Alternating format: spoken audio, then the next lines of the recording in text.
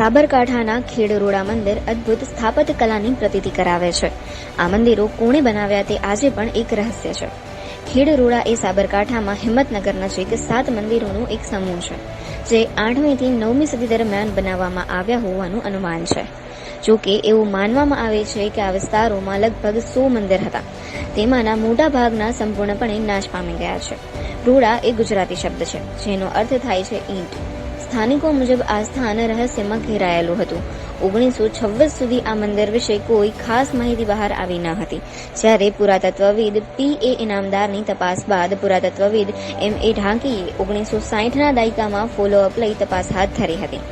ગુર્જર પ્રતિહાર અથવા રાષ્ટ્રકૂટ સમયગાળા દરમિયાન આ મંદિરો બનાવવામાં આવ્યા હોવાનું અનુમાન છે. હાલ આ મંદિરો સહેલાણીઓ માટે ખાસ આકર્ષણનું કેન્દ્ર બન્યા.